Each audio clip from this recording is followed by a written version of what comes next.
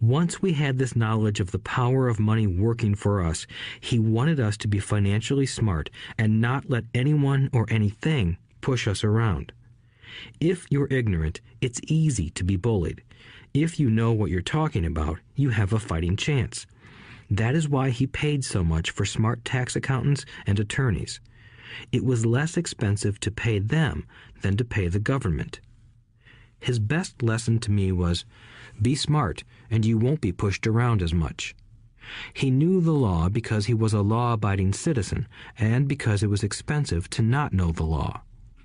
If you know you're right, you're not afraid of fighting back, even if you are taking on Robin Hood and his band of merry men.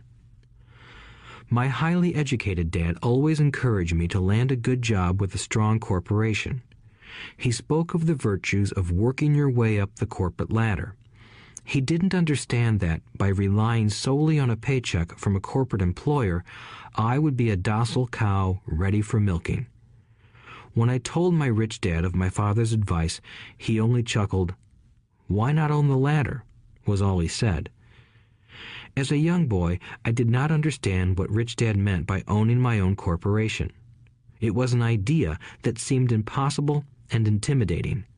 Although I was excited by the idea, my inexperience wouldn't let me envision the possibility that grown-ups would someday work for a company I would own.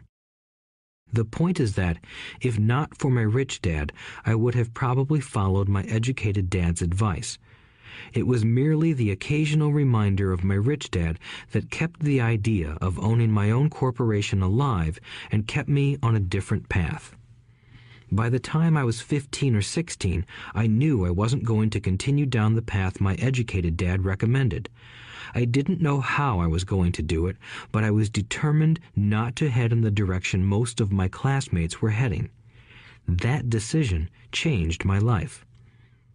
It was not until my mid-20s that my rich dad's advice began to make more sense to me. I was just out of the Marine Corps and working for Xerox. I was making a lot of money, but every time I looked at my paycheck, I was disappointed. The deductions were so large, and the more I worked, the greater they became. As I became more successful, my bosses talked about promotions and raises. It was flattering, but I could hear my rich dad asking in my ear, "Who are you working for? Who are you making rich?" In 1974, while still an employee for Xerox, I formed my first corporation and began minding my own business. There were already a few assets in my asset column, but now I was determined to focus on making it bigger. Those paychecks, with all the deductions, made all the years of my rich dad's advice make total sense. I could see the future if I followed my educated dad's advice.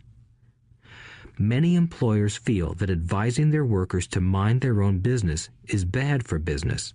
But for me, focusing on my own business and developing assets made me a better employee because I now had a purpose.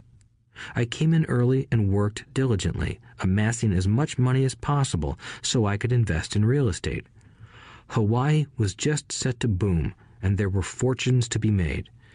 The more I realized that we were in the beginning stages of a boom, the more Xerox machines I sold. The more I sold, the more money I made, and, of course, the more deductions came out of my paycheck.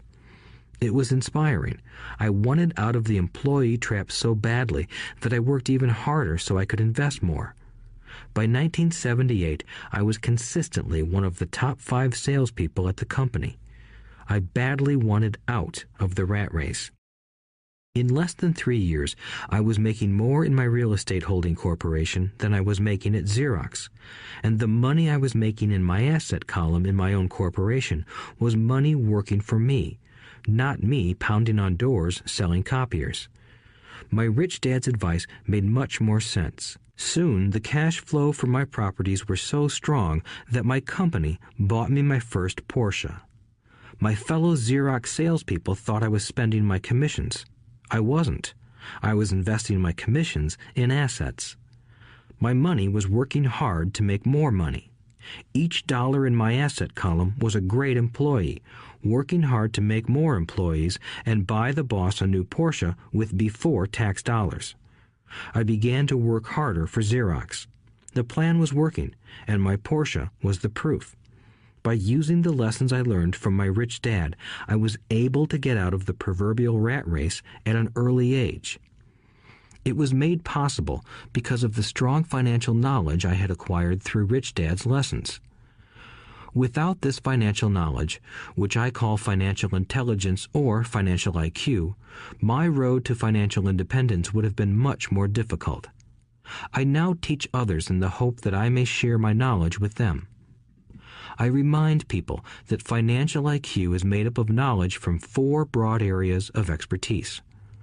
1. Accounting. Accounting is financial literacy or the ability to read numbers. This is a vital skill if you want to build an empire. The more money you are responsible for, the more accuracy is required, or the house comes tumbling down. This is the left brain side, or the details. Financial literacy is the ability to read and understand financial statements, which allows you to identify the strengths and weaknesses of any business. 2. Investing. Investing is the science of money making money. This involves strategies and formulas which use the creative right brain side. 3. Understanding markets. Understanding markets is the science of supply and demand. You need to know the technical aspects of the market, which are emotion-driven, in addition to the fundamental or economic aspects of an investment. Does an investment make sense or does it not make sense based on current market conditions? 4. The law. A corporation wrapped around the technical skills of accounting, investing, and markets can contribute to explosive growth. A person who understands the tax advantages and protections provided by a corporation can get rich so much faster than someone who is an employee or a small business sole proprietor. It's like the difference between someone walking and someone flying. The difference is profound when it comes to long-term wealth. Tax advantages. A corporation can do many things that an employee cannot, like pay expenses before paying taxes. That is a whole area of expertise that is very exciting. Employees earn and get taxed, and then try to live on what is left. A corporation earns, spends everything it can, and is taxed on anything that is left. It's one of the biggest legal tax loopholes that the rich use. They're easy to set up and are not expensive if you own investments that are producing good cash flow. For example, by owning your own corporation, your vacations can be board meetings in Hawaii. Car payments, insurance, repairs, and health club memberships are company expenses. Most restaurant meals are partial expenses, and on. But it's done legally with pre-tax dollars. Protection from lawsuits. We live in a litigious society. Everybody wants a piece of your action. The rich hide much of their wealth using vehicles such as corporations and trusts to protect their assets from creditors. When someone sues a wealthy individual, they are often met with layers of legal protection and often find that the wealthy person actually owns nothing. They control everything, but own nothing. The poor and middle class try to own everything and lose it to the government or to fellow citizens who like to sue the rich. They learned it from the Robin Hood story. Take from the rich and give it to the poor. It is not the purpose of this audiobook to go into the specifics of owning a corporation, but I will say that if you own any kind of legitimate assets, I would consider finding out more about the benefits and protection offered by a corporation as soon as possible. There are many books written on the subject that will detail the benefits and even walk you through the steps necessary to set up a corporation. Garrett Sutton's books on corporations provide wonderful insight into the power of personal corporations.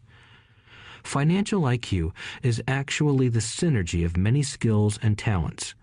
I would say it is the combination of the 4 technical skills listed above that make up basic financial intelligence.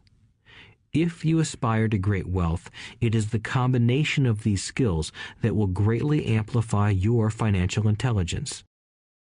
In summary, business owners with corporations 1. Earn, 2. Spend, 3. Pay taxes. Employees who work for corporations 1. Earn, 2. Pay taxes, 3. Spend.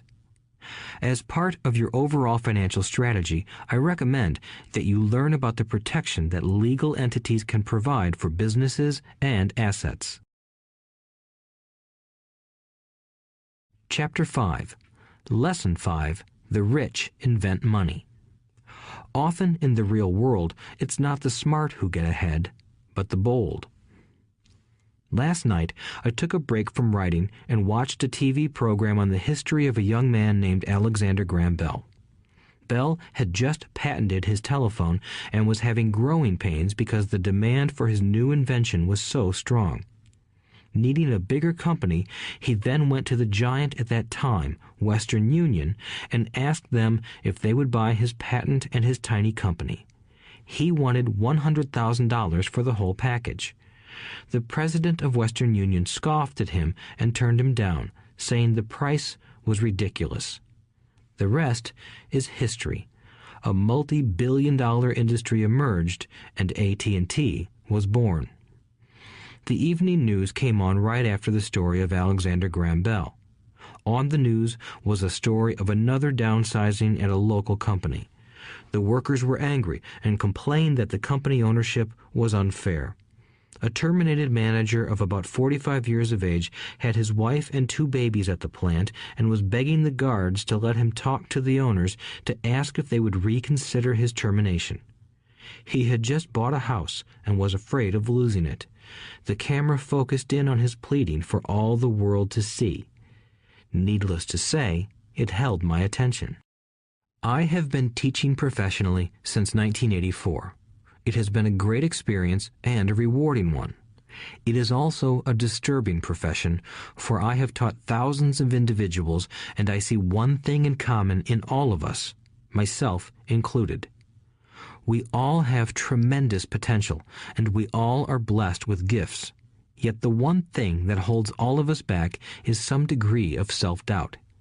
It is not so much the lack of technical information that holds us back, but more the lack of self-confidence. Some are more affected than others.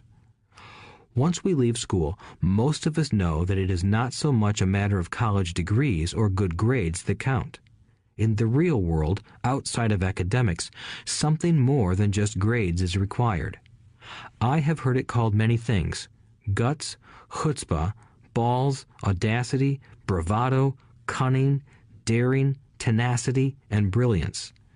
This factor, whatever it is labeled, ultimately decides one's future much more than school grades do. Inside each of us is one of these brave, brilliant, and daring characters. There is also the flip side of that character, people who could get down on their knees and beg if necessary. After a year in Vietnam as a Marine Corps pilot, I got to know both of those characters inside of me intimately. One is not better than the other. Yet, as a teacher, I recognized that it was excessive fear and self-doubt that were the greatest detractors of personal genius. It broke my heart to see students know the answers, yet lack the courage to act on the answer.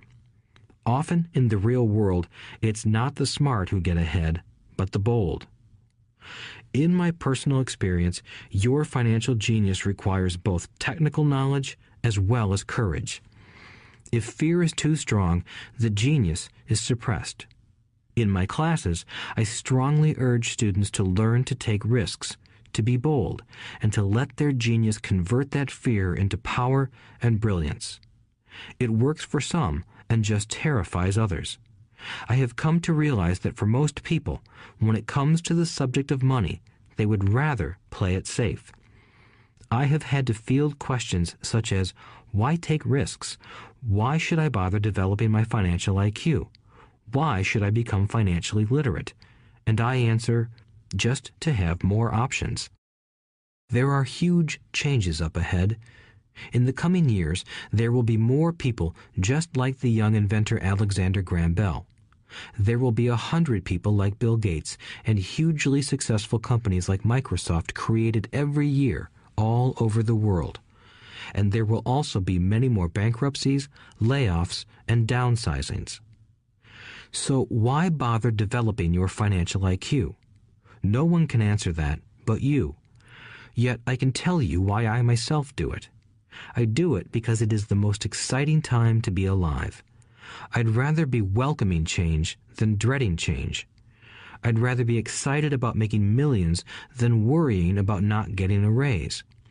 This period we are in now is a most exciting time, unprecedented in our world's history. Generations from now, people will look back at this period of time and remark at what an exciting era it must have been. It was the death of the old and birth of the new. It was full of turmoil, and it was exciting. So why bother developing your financial IQ? Because if you do, you will prosper greatly. And if you don't, this period of time will be a frightening one.